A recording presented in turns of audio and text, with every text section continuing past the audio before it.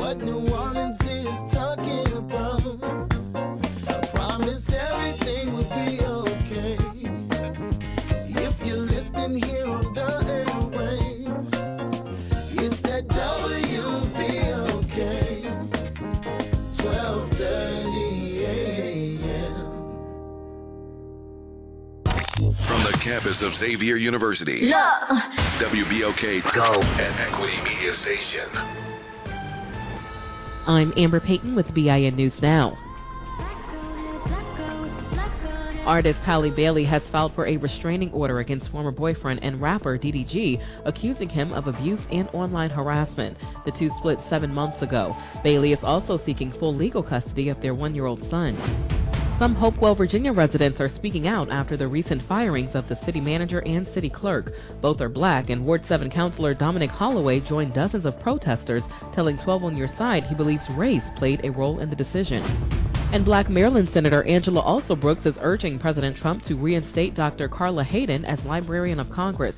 Alsobrooks says the firing lacked justification and was politically motivated. Hayden was the first black woman in the role and led major efforts to digitize the library. Get BIN News Now on demand 24/7 on the iHeartRadio app.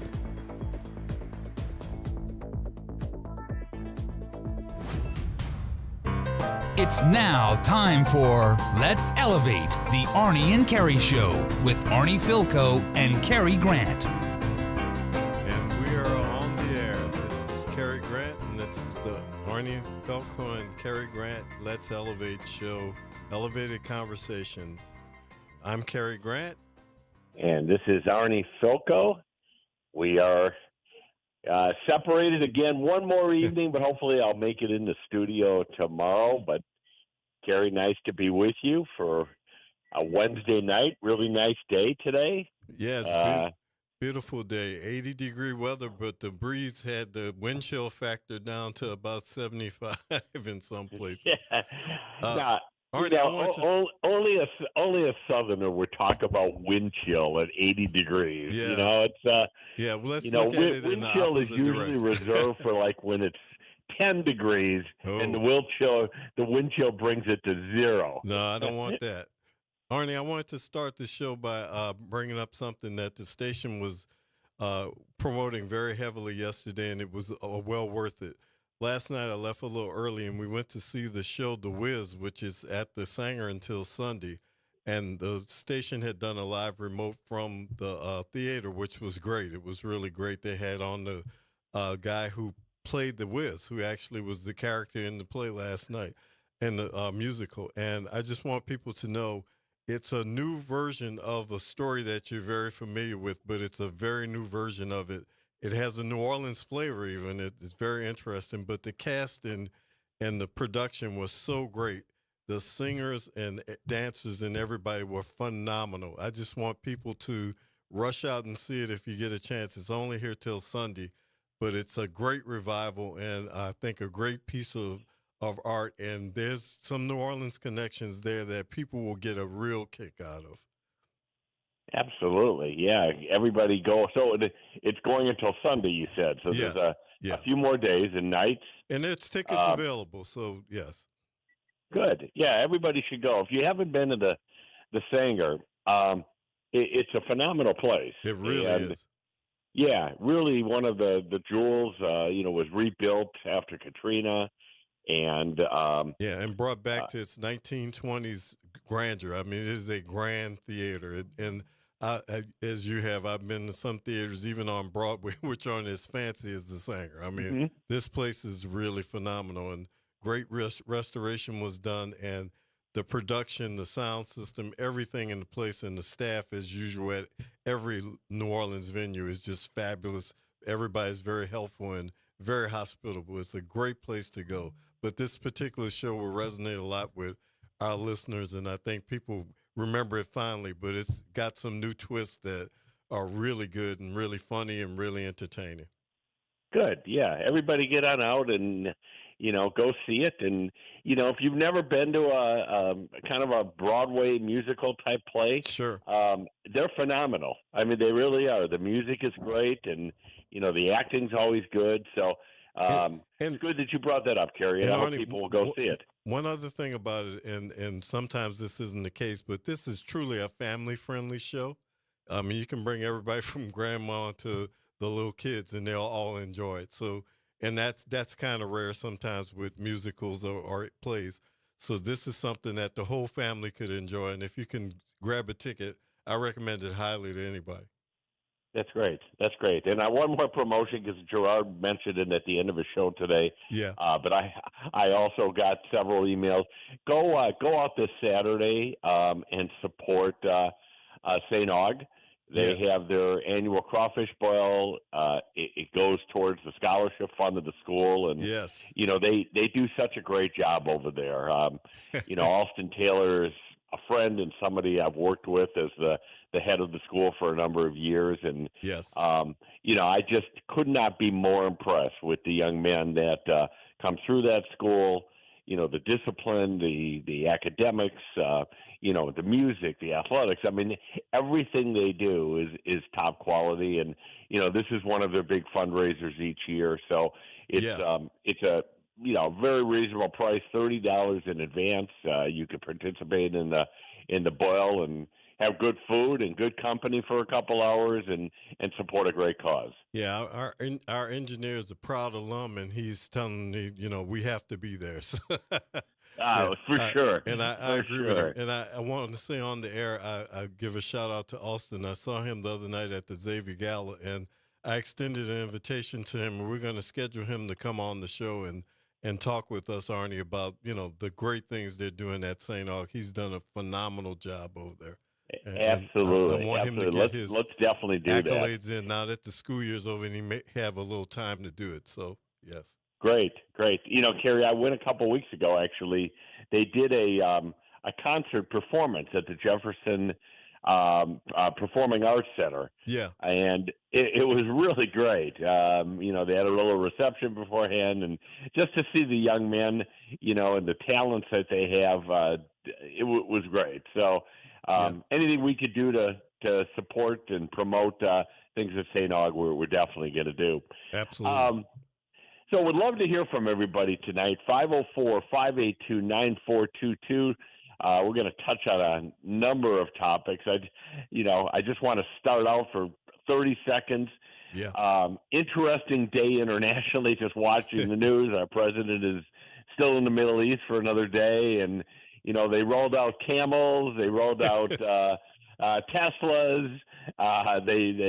It's been they did everything to impress the president. But I have to say this: he signed some pretty large economic deals, both with Saudi Arabia and also with Qatar, and that's good for America.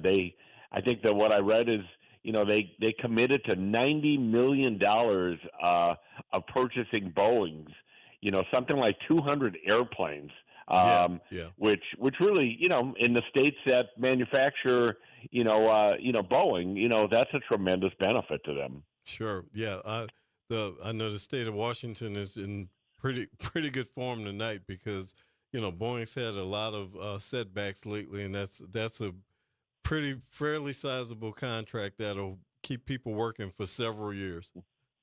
No question. In North Charleston, South Carolina, does a lot of the Dreamliners.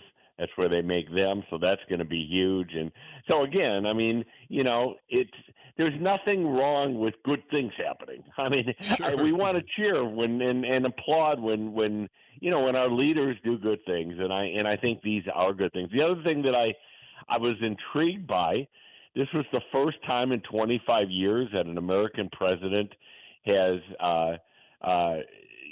shaken hands with the leader of Syria.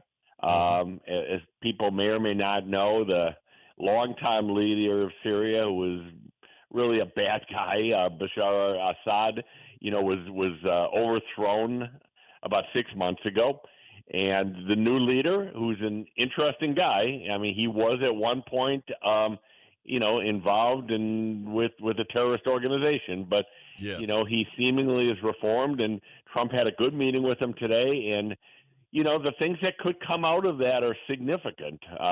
Potentially a relationship with Israel, keeping terrorists, away from that country, helping with Iran. There are some good things that could come out of the relationship. So very interesting meeting. And, our foreign policy, it seems like every day is just changing, by the hour. And Yeah. that was interesting. And on a negative note, as you and I talked about last night, the hope was tomorrow there would be an in-person meeting between Ukraine and Russia. Right. Well, as everybody anticipated, Russia announced about an hour ago that their president is not coming to that meeting, not coming to Turkey. Not surprising. So, yeah, not surprising at all. And, we'll see. Maybe there's still something good that will come out of some people being there. I know the president of Ukraine is going to be there. Yeah. So we will see. But not surprising because Putin, the Russian president, really doesn't want peace. And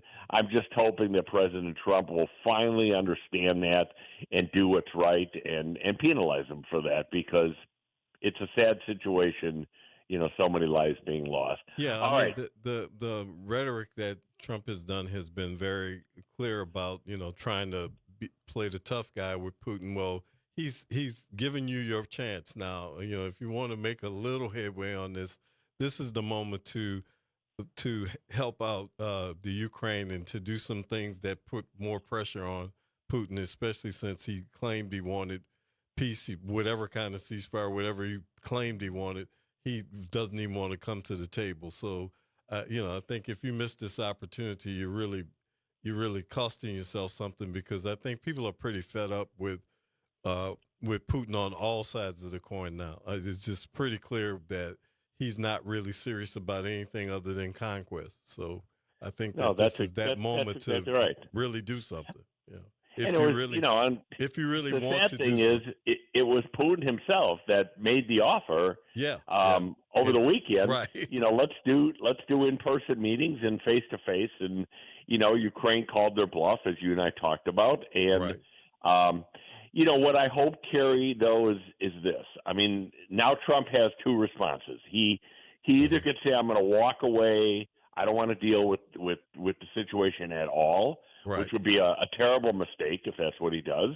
Or he could say, I've had enough of Russia. We've been deceived. I'm not a fool. And, I'm gonna show Russia the only way I know how to get them to the table, which is I'm going to support Ukraine in a big way. Right. And if he does that, then Russia will come to the table eventually, because the one thing that Putin respects is power. And, that would be a powerful move to give Ukraine, further aid, even more aid than they've got, to put sanctions on Russia. Those are the kind of things that could end this war. But it's pathetic.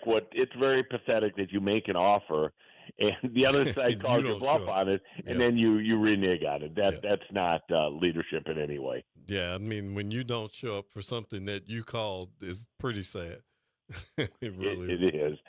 Hey, Cary, I want to talk a little bit tonight about, one, the Democratic Party, and two, this book that came out over the last day or two. Jake Tapper was one of the co-authors. I don't know if you saw this. No. About Joe Biden's health. Oh, yeah. Did you saw this a little bit? I've heard some stuff about it. I didn't realize he was involved in the actual writing of the book. Yeah. Yeah. And, the more I read the story, really, the more angry I got because of the repercussions.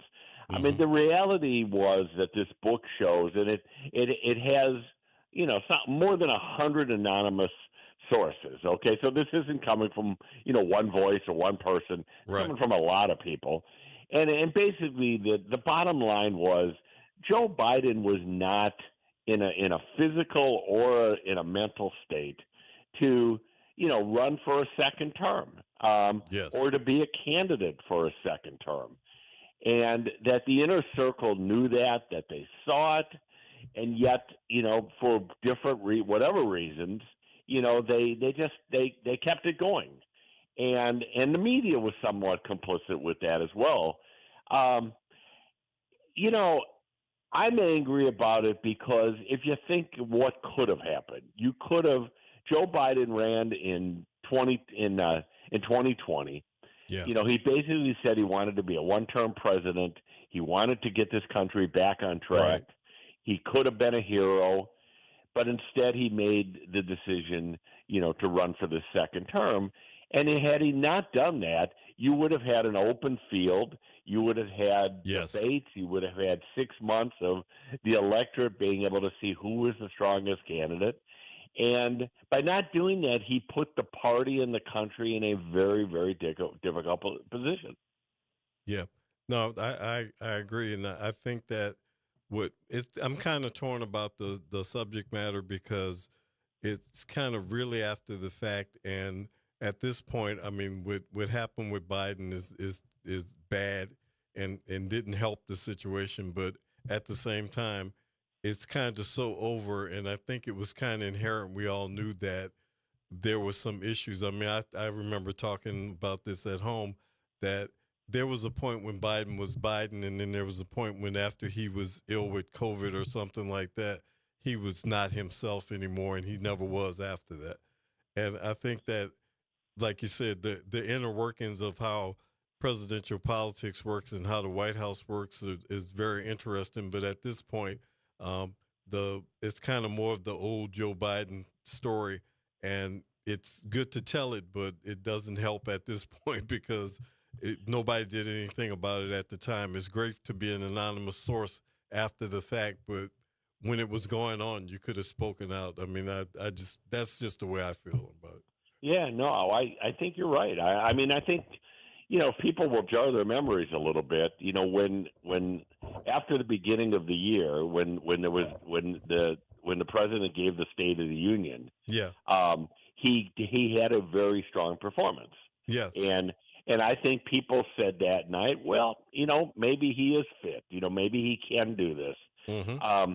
Now, I have no idea why he was so lucid that night. Some people have speculated that, there was a lot of drugs maybe given to him. But the reality was it kind of fooled people. And I bring this up because we have in our own city, we have two highly respected national leaders in Mitch Landrieu and Cedric Richmond, Yes. that were part of the inner circle. All right. Right. And that's what I mean. Yes. That's what I mean. You had enough people who've been in the game for long enough. It's not like there were a bunch of novices or whatever. And it wasn't about losing power in terms of being the president or wherever. Like you said, when he first ran, part of his appeal to people was, I just want to get this train back on the tracks. And I know I'm an old guy. And by the time I would run again, I'd be 80 something. So I want to do that and kind of hand the keys to the next generation. And if you had done that and had primaries and whatever, I think you would have had a stronger showing, and you would have tested some of the problems that happened with Kamala Harris's race, with some of the people deserting the party and all that. You didn't get a chance to even find out about that because you didn't have a primary system to see where people were. It's particularly state by state. Yeah, no, I think that's right. And look, I mean, I'm not going to question the veracity or sincerity of some of our local leaders. Yeah. Because I've heard them. I've heard Mitch I've seen Mitch on TV a number of times, early summer and last year. And, his position was, no, I think this president is ready and able and fit. I mean, it could be that he really believed that. But yeah. To most people, and based upon this book that's come out, I mean, this was a guy that was really he was too old. I mean, and there's nothing shameful about that. He just, right. People age at different degrees. And, him not recognizing certain people, not being able to walk, just some things that history will show, we may not have had a President Trump, had this done differently. Yeah, that's the sad part about it. And the thing about it is, as we all know, I mean, like you said, aging is not a problem, but at some point, people can see a person for a few minutes and they'll be fine. And, that doesn't mean that they have the energy or whatever. One thing that I believe about politics is that you have to have the energy to do the job. We're going to take a short break and we'll be right back.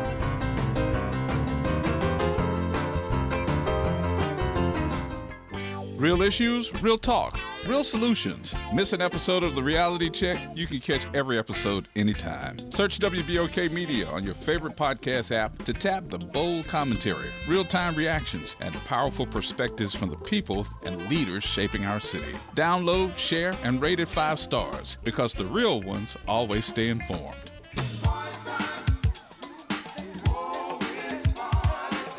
That's right. It's party time each and every Sunday night at 7 p.m. on WBOK.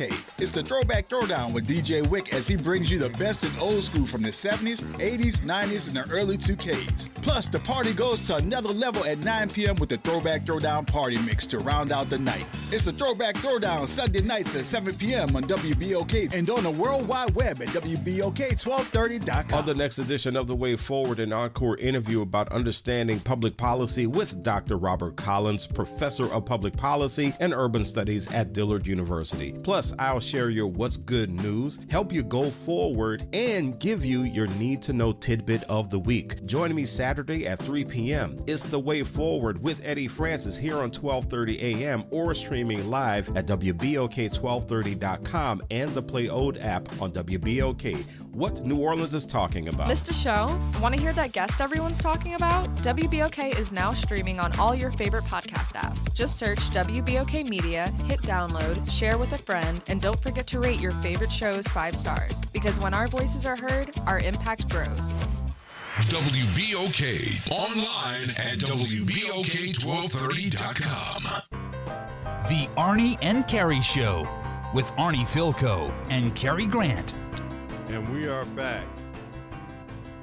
And would love to hear from you tonight. You know, one of the things I want to kind of ask the question, Cary, Yes. where does the Democratic Party go from here? I mean, you're right that, you know, what happened with Biden is done and over. It's can't change it at this point. But, you know, we're a year and a few months away from midterms.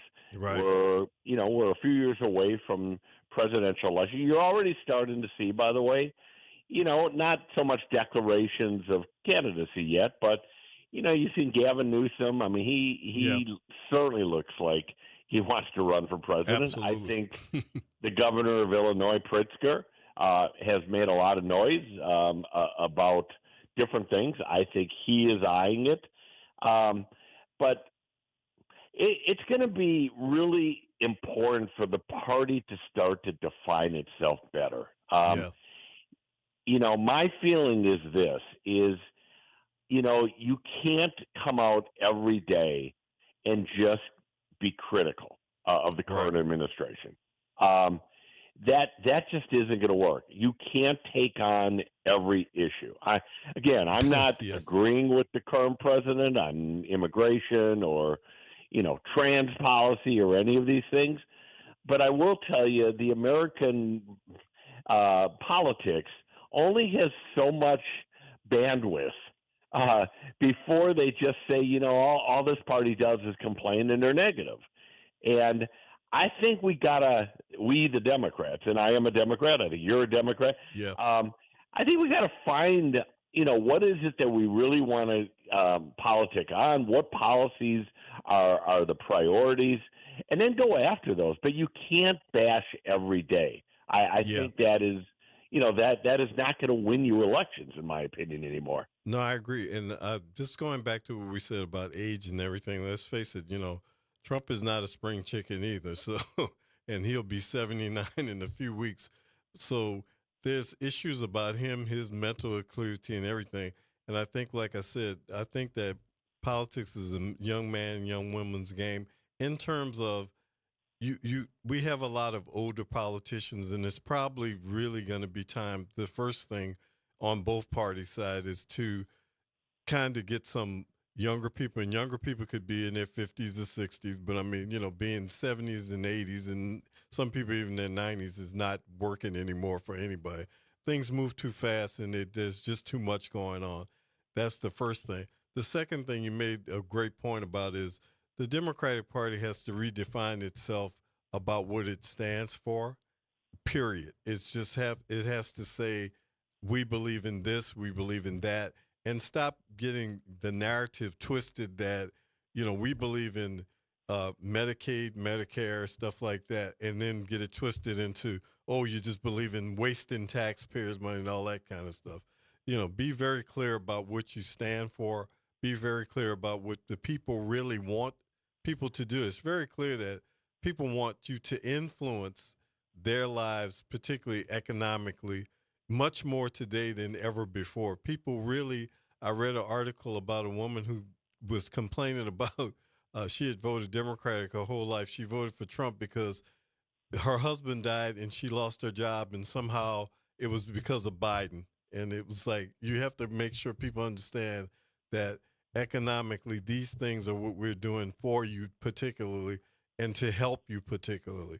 Those things are very critical, and those issues you have to get down almost to a granular level, but have a concerted message, like you said, Arnie, that's not just we're anti-them. It's just that's not going to work. Yeah. It's a tough balance in some ways because, look, there are so many topics out there, yes, of which I think most Democrats have strong opinions on and disagree with the Trump administration. Right. Let's use, for example, the deportations, okay? Yes. I think most people that I know, certainly almost every Democrat I know, feels that what's been happening is wrong, right, that due process is not being followed, that the penalties that have been put on some people because of their views is right, anti-First Amendment, all of this stuff. The problem is that, and the Republicans and Trump are very good at messaging this. yes, What they will do is they will take that argument and they will tell the American public, well, look, those folks only, they care more about, right, a potential criminal from Venezuela than they do about you in America. Yes. And that is a really difficult balance because, look, I don't want to be part of a political party that just caves on things that are wrong. Sure, okay, sure. But I think what I'm trying to say is we have to be smart about prioritizing what's put out there and what actually the American public would accept. I'll give you an example. I saw a guy today. I don't know what state he's from. I saw it on C-SPAN. He's leading an impeachment effort against Trump. Yeah. All right. Well, number one, the party really doesn't support that because it's useless. That's not. For what reason are you going to do that? Oh, you don't have the votes for it anymore in the House of Representatives. Right. It's those kind of things because I assure you the Republican messaging over the next 2 days is going to be, look at those crazy Democrats. Right. So it's a tough situation, Cary. So I think that's number one is how do we prioritize? Yeah. The other is we really do in the Democratic Party, we have a major divide between the centrist wing and I'll call it the more progressive left wing. Yeah. On all kinds of issues. Sure. And now, historically, the Democrats have always been a Big Ten party. I remember when I was growing up and, the 60s and 70s, going back that far, you used to love Democratic conventions because they were so colorful and fun. Yeah. But I'm not sure that works anymore because people just stay home and don't go to vote if they don't like a particular platform. Right. So that's another thing we are going to have to work on and figure out where is the American public. I happen to think that most voters, Democrat or Republican, are more central, center right, center left. Yeah. They're not on the extremes. And, I think we have to decide, are we willing to give up, some policy positions in order to win elections? Yeah, and I think that what I was saying earlier, and similar to what you're saying now, is that we have to really look at things like what people really care about versus, like you said, some issues that are hot button for you or for certain portions of the party, because we have to look at like what's going on today. No matter what issues are happening right now, the big fight should be about saving Medicaid. That is where all of our focus should be at as Democrats, as people who believe in government should be helpful to people. We don't mean that people get a free ride. It's just that government should be helpful to people, and to take away something that people already have that will literally mean life and limb. That is what we should be fighting for. And I think that if we sold these things in the right way and told the narrative the way it is, then we could make that work. And I think you're right about one thing, Arnie. You can't respond to everything that goes on, because you can't have as much vitriol about changing the Gulf of Mexico to the Gulf of America, which is just foolish, as you do about losing Medicaid. You can't. You have to pick your battles and fight them in the right way. And I think that if they would do things that were important to people and focus on them, the rest of the stuff would fall in line. Yeah, absolutely. I want to get to Medicaid in a second here, but today was a perfect example. I mean, the lead news story all day today, was this gift of the airplane by Qatar to Trump. And all right, I understand it. I mean, I totally understand it. I think it's ridiculous. It's against the law. You can't do it. You can, it would cost you more to have to go and rewire it to make sure that it's safe. And all right, but the reality is there are so many issues going on right now. Medicaid being huge, and Medicaid is just a sub piece of a bigger issue. So let's cover that. And we'd love to hear from you tonight, 504-582-9422, because what we're going to talk about, even if you're not a Medicaid person, it affects you. So I think everybody knows that President Trump and the Republican Congress want to pass by Memorial Day what they call a big, beautiful bill. I love that term, by the way, a big, beautiful bill. And part of that bill is to do the following. It is to continue with tax cuts. Now, I know that it's been postured that, middle-class America will benefit from all of that, no, you won't, et cetera. But it really is largely for the wealthy class of this country. Right. And to continue those cuts. It is to fund or increase the funding for our military. But in order to do all of that, if you don't have corresponding budget cuts, you will be adding to the ever-growing deficit. Right. And within the Republican Party, there is a split. There are people that are very much concerned about the deficit. I mean, these are the right-wing hawks of the party that said, look, we cannot add any more dollars to what we've got. And then there are those that say, no, it's probably more important we get these tax cuts and the military increase going. We'll worry about the deficit. But so you have a split not only between kind of Democrats and Republicans, but you definitely have an interest split, within the Republicans as well. That's the topic, if I could frame it. Yeah. Now, Cary, why don't you talk a little bit about the Medicaid issue? Yeah. The issue there is, you're cutting benefits for people who already have them. This is existing programs. This is not some new thing that was trying to be added on. And like you said, and the balance is supposed to be tax breaks for people. Well, I can say this point blank. The people who are on Medicaid particularly don't benefit much from the tax code as it is now. So if the tax code was even changed for them, I guarantee you they would say they'd rather have their Medicaid benefits than some $1,000 tax break or whatever little number it is, so that Elon Musk can have a no tax rate cut. That's what this is really all about.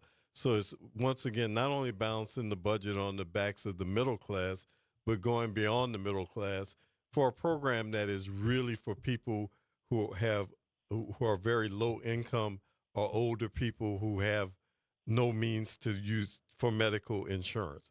This is a very, very bad cut, very tough cut. And Louisiana in particular is affected by this because our percentage of Medicaid recipients is huge. 1 out of 3 people in this state are required or need to have Medicaid in order to have health insurance. And it's special needs as well. It's not just, elderly or poor people, whatever. It's people with disabilities and all kinds of things that I guarantee you, our listenership and everybody else in the state knows somebody who's receiving Medicaid help. Everyone. Right. And just a couple statistics for people. 13.7 million people in Louisiana would be affected by what they're trying to do here. Yeah. I mean, they're basically trying to, bring back $700 to $800 billion nationally, right, in order to cover the tax cuts, in order to cover the military spending. But if that happened, again, it's projected in our state. Actually, this is national. 13.7 million people, low-income people, would be left without health care coverage within the next 8 years.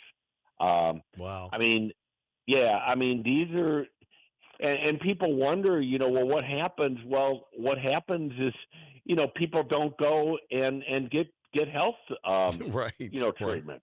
They don't go to the hospital. I mean, when you got to make the decision between feeding your family or going for a checkup or going for, an examination to see, whether a woman has a lump in her breast or whether a man has, needs to do prostate testing or colon testing. I mean, these are the kind of things that will lead to more mortality, unfortunately, and it will disproportionately affect the poor of this state and across the country. Yeah, and also, I mean, one thing people may not even understand is that some of these programs, Medicaid, Medicare, they also provide a portion of, even if somebody's in a old folks home and that type of thing, and where do you go with that parent or whoever who needs that kind of care? If you don't have that, then they're living with you, or they have nowhere to go.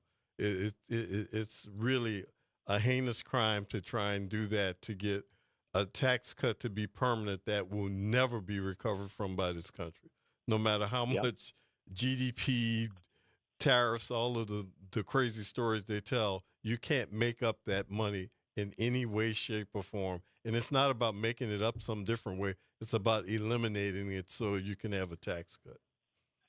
Well, and we don't exactly know what the package is going to look like. The final package is going to look like, but the proposals on the table should be of concern to everyone. I mean, and again, let me differentiate. This is not about waste and fraud and mismanagement. No. Okay, I mean, if there's money that could be saved through that, I don't think anybody objects to it. All right. This is about real cuts and real changes that will hurt people. One of the reforms that's being proposed right now in our state, in Louisiana, we pay about 30%, with the federal government paying 70% of the cost of Medicaid. Right. Under one of the proposals, the state would be required to pay more. Probably more in the 35 to 40% area. So why would, if you're a middle class person, you're not on Medicaid? Why do you care about that? Well, the reason you care about that is that extra money that the state's going to have to absorb has to come from somewhere, and it's going to come out of the state budget, which means that you may not have money for teacher pay. You may not have money for early childhood or tutoring, or you name it, that comes out of a Louisiana state budget. So what happens in Washington over the next couple weeks here is going to have a direct effect on your pocketbook, and certainly on the policies, that I hope we all hold near and dear to our heart. And the thing about this is, as well as we talked about local politics too, the issues, as we said, about for new mayor's candidates and all the candidates for the council, new and old, these are issues that are going to fall in the laps of the municipalities as well. So, then it becomes, how do we take care of people when our state grant funds for other things are gone, or we don't have any money for these things. You already have a pie that's a certain shape, and that pie just can't keep expanding at a level that can absorb everything at the state level or at the local level. So it will create a ripple effect all the way down to city services. So it's what you said, Arnie. It's really something that everybody needs to look at. I think people spend a lot of time sometimes always talking about things. This is happening in immigration and other issues, that it's not me, it's not my family, but it is you and your family. It is your pocketbook. These things will affect you, whether you think you're involved or not. They will ultimately affect you. No question. And and the same thing applies, Terry, to watching and following and taking positions on other fiscal issues at either the federal or the state level. I mean, obviously, the budget and Medicaid is dominating the discussions. Maybe the only other topic, that rivals that is the issue of tariffs. Yeah.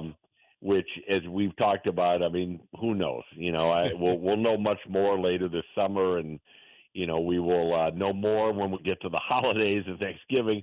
What the tariff policy is doing, but people should be concerned about this Medicaid. This is not only a pocketbook issue, but it's kind of an equity issue. It's almost a humanity issue of what do we stand for as a country. You want to be able to help those that are in need. You don't want to put additional burdens on them or make them forego, health treatment because of the lack of money. I mean, that's the country we are. And, it's distressing to see our leadership, not understand it. And it's, as the Republicans, I will tell you, my guess is this big, beautiful bill in some fashion is going to pass because it is the number one priority of our president. Yeah. So I got to believe it's going to pass in some way, and they're going to twist arms to make sure the Republicans stay in line and vote for it. But it doesn't mean that it's right. No, not at all. And the other thing is, as you said, with the big, beautiful bill, which is the silliest name in the world, but with that, this is just an aspect of it. We don't even know what other surprises they have in there or whatever, because it hasn't really come out. So, just watch the skies, because there will be more crazy cuts and implementation of Doge ideas and all those kind of things. And Arnie, I just wanted to quickly go back to waste, fraud, and abuse. There are probably in every program, in every government, you could find something that would be called wasteful, sometimes fraudulent, sometimes abuse. And I think if anybody had done an actual study of the government or anything like that in a thoughtful manner and said, this is what we're really after, they probably could have found some things. And we all know that. But it wouldn't be as crazy and as harmful as all these things are. The thing to say that they're cutting this because it falls under any of those categories, it just generally says that everybody in the program was fraudulent, wasteful, and abusive, which $800 billion worth of people is a lot. But like we said before, Cary, I will tell you, the Republicans are very good at messaging. And Yes. They have been portraying this as, people aren't working, they're cheating, there's people in Medicaid rolls that aren't living anymore. Well, you and I know that that's a crock of No. you know what. No. Is there 0.001% Right. of some of that happening? Yes. And we should eliminate it. But the reality is that's not what they want to do. They want to cut benefits for the poor. Exactly. And Exactly. so it's It's just always about cutting shameful for the and- other, and they've convinced people who are the others that we're cutting people other than you, and you're going to wake up one morning and you're going to realize I don't have this. And that's what I think some of the people's backs are getting up about. I was watching someone who a veteran who was talking about things that have happened in the VA already. and it was like, I was with you, and now you're telling me I can't go to the VA, and that's exactly what they're telling him. So you were kind, and now you're realizing what happened to you. Yeah, absolutely. Well, Cary, I don't know if we need to take a break. I thought the last few minutes of the show tonight. Yeah. I'd like to talk about a bill that Senator Duplessis has with non-unanimous juries. Okay, we'll take a break right now, and we'll come back and talk about that in a minute. We'll be right back.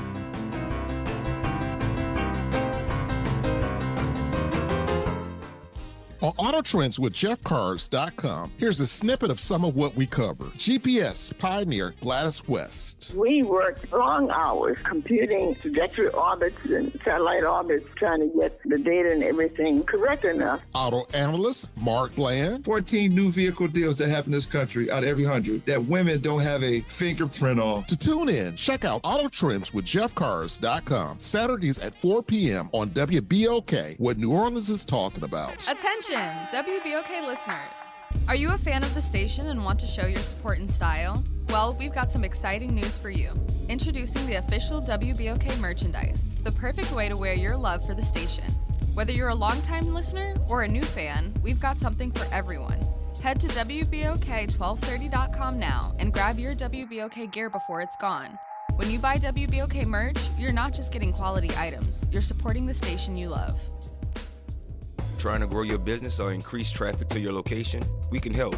WBOK 1230 AM has a number of solutions that will meet your individual needs. Give one of our consultants a call today at 504-582-9420 or email us at info@WBOK1230.com. And remember, an investment with WBOK is an investment in our community. Call today. New Orleans, are you ready for a voice that says what you're thinking? Who that, you might ask? Arrington Gavin. That's right, I'm your guy, host of The Arrington Gavin Show, giving you so much filled with bold opinions, real conversations, and zero sugarcoating. We're going to be diving into the issues that matter, politics, pop culture, and all the above, unfiltered and unafraid.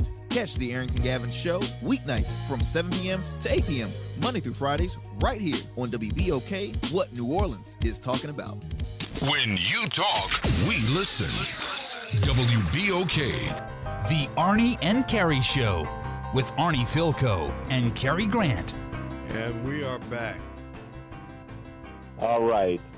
We're back for the last 10 minutes of the show. Again, love to hear from you, 504-582-9422.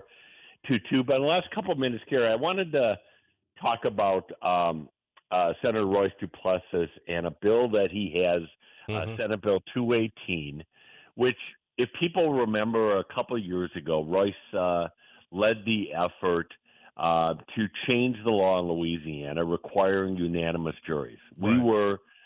Louisiana and Oregon were the only two states in the Union. 48 had different rules. We were the only two states that allowed for non-unanimous juries to prevail. This is something that had been changed many years ago, and not only did the legislature pass it, but the voters approved it, and we now have a system of requiring for somebody to be convicted, you have to be unanimously found guilty by a jury. Right. The issue, though, when this was approved, was that it would not be retroactive, meaning it would not apply to those cases from the past where somebody maybe had been convicted in a non-unanimous way. So the bill that the senator has filed would actually allow people that were found guilty to go back and to basically go back to pretrial setting and to have a new trial. I'll just say, and let me just, so everybody knows what the posture of it, it actually has passed out of the Senate committee, which is where it had to go first, in the Senate Judiciary Committee. Right. And surprisingly, 2 Republicans joined the 3 Democrats in approving and sending the bill to the full Senate. So that's where it stands right now. It'll have to be approved by the Senate, and then we'll have to go back to the House to go through committee. As I read this, my feelings were this. There are folks, a lot of the DAs around the state, that object to this. They feel that it's going to increase the workload, that it's impractical, whatever the reason might be. I can understand that. Some of these cases might be very old. The evidence may or may not still be there, whatever it might be. But my feeling is this. We corrected one basic wrong in passing the new law a few years ago requiring unanimous juries. If you feel that ethically, legally, morally that was the right call, I don't know how you don't go and make it retroactive and give people the opportunity, to basically have what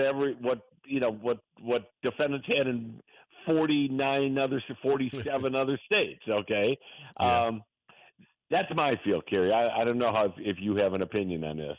Yeah, I think that I think I agree with you, but I think that the way to do it to kind of get the other DAs in line with what's being proposed is to trying to get some sort of screening process, Arnie, that would kind of head off at the pass, just doing this in a way that you feel wrong, which you probably do, but is there a real chance of being able to bring a better trial and bring something that will really work? I mean, there's thousands of cases out there that probably wouldn't really fit the criteria if you really dug into what they were.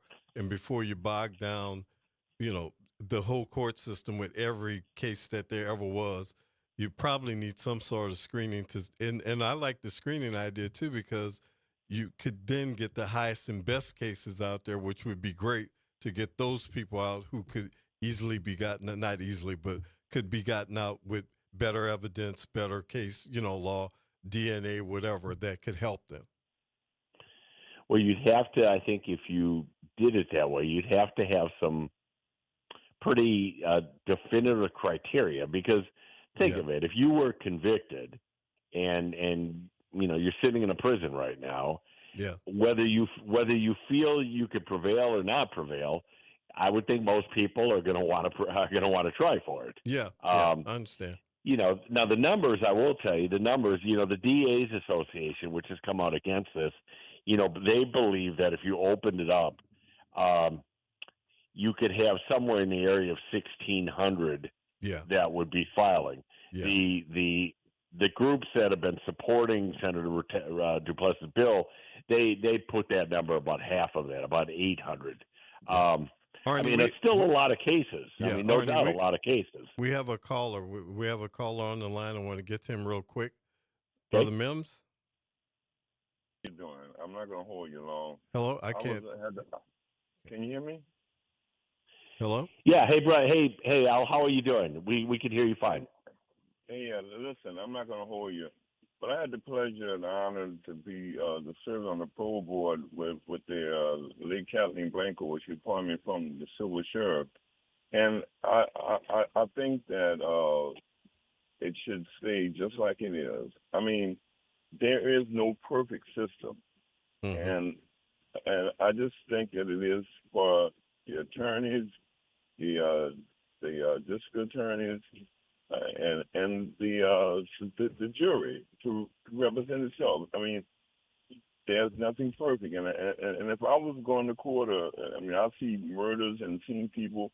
We all gonna have our opinions, but there's no perfect system, and I'm sorry that I know they have some people who probably were innocent, but let me say this here: this world is not a perfect world, And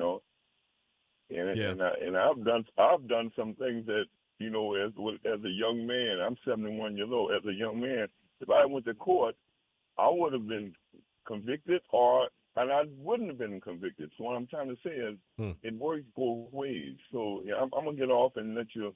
And I know some people get angry, and I felt uncomfortable. I felt wrong about some of the many things, the cases I went through. But I just want to say that there's no perfect system. So I'm going to thank you. And look, man, you keep up doing the work. And if I can do anything, I'm out here, I'm trying to make a difference. And sometimes I feel like the Lone Ranger. But let me say this to you. We just got to do what you got to do, bro. I love you much, and you can't do nothing about it. Yeah? Love you too. Thank you so much, man. You've been doing the work out there for many, many, many years, and and this community really appreciates. Al, thank you for that. Thank you. Cary, it's not an easy issue. Look, when they changed the law a few years ago, they could have made it retroactive. My guess is, and I haven't talked to the senator about this, but my guess is the votes may not have been there for that. But this is when you have something that's been changed because it was wrong. I'd like to go all the way, because if it just seems it should apply equally to those, that were convicted before. But it's not an easy issue, because there are logistics. It involves money. It involves retrying cases. A lot of things. Yeah, this is a great topic. We'll have to get back to this one, Arnie. That's it for tonight. Had a great show, great topics, and we'll be back tomorrow night. This is the Elevate Show. Let's Elevate show with Arnie and Cary. See everybody tomorrow. Have a great evening, everyone.